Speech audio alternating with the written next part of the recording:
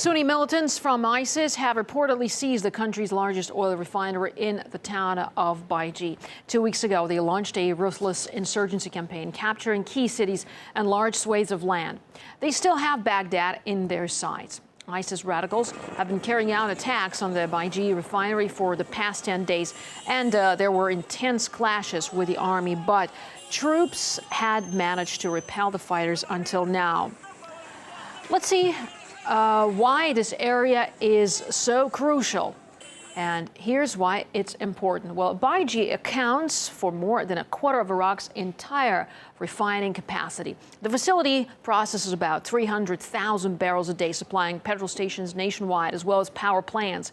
Battles over the Baiji refinery have already led to petrol rationing, but its seizure could mean massive queues at gas stations and lengthy electricity outages. At its heart, this conflict is deep-rooted along religious lines. The Sunni-dominated Northwest has historically been at odds with the Shiites living in southern regions, but it's also about strategic interest. Militants are increasingly zeroing in on the biggest oil fields that are controlled by the government. And the industry makes up 95% of Iraq's economy, and it's now under serious threat. We can get more on this now from journalist and Middle East expert Annabelle van der Berg. Thank you so much, Annabelle, for joining us here on RT International. Well, my first question is, what is the game plan here for ISIS in going after the oil? Well, of course, the main aim for ISIS is capturing Baghdad, because that is what they want to get. They want to have the capital, they want to have the entire country under their control. And of course, by capturing the city of Baiji, by capturing the refinery, that is already a big step, because the refinery, as you said before, is very crucial, very important, and a very strategic point. And can Baghdad protect its oil resources by itself? Well, there are some stocks, so there is some reserve that they can use still. So Baghdad, for this moment, is not feeling very, very, very unsafe. But you could see already at the gas stations, long lines are piled up. People themselves are getting afraid because they hear rumors that Baiji is taken. They hear that the rebels are coming closer and closer, so they are trying to get their cars filled before ISIS is getting here. Well, in the worst case scenario, if jihadists do get their hands on the oil resources there, how much of a blow would it be, economically speaking, for the government?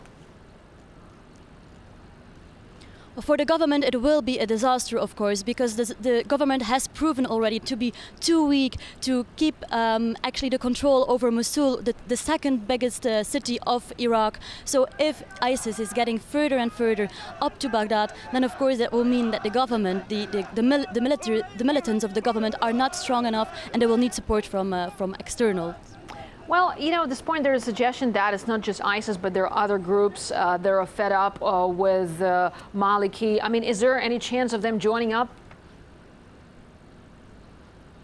Definitely. You can see in the north already that it was very easy to capture several cities, and that is of course because other groups besides ISIS have helped ISIS to capture these cities and these towns, because most of the Sunni people are fed up with the rule of Maliki, with the sectarism rule actually of Maliki. So they want to support ISIS. They rather have ISIS ruling their towns than Maliki ruling the country. That is in the first place. On the second hand, in Baghdad, people are very divided, of course, because here you have a majority of Shia people, which are as Maliki, of course, from the Shia tribe. So that is a different case. In Baghdad, a lot of people are standing up, are voluntarily willing to fight ISIS. So here you see a very, very big division. Well, Annabelle, the U.S. has vested interest in Iraq, and yet is cautious to send in troops. What sort of action can we expect from the U.S. in the near future? Will it continue to wait in the wings, so to speak, or will it sort of, be ready for an action there? Briefly, if you could. Well, if I'm talking to the people here on the street, what I feel is that they really want intervention of America. They feel that the United States are the only ones strong enough to support the Iraqi government and to support the Iraqi army against these extremists, against ISIS. So that is in the first place what they want.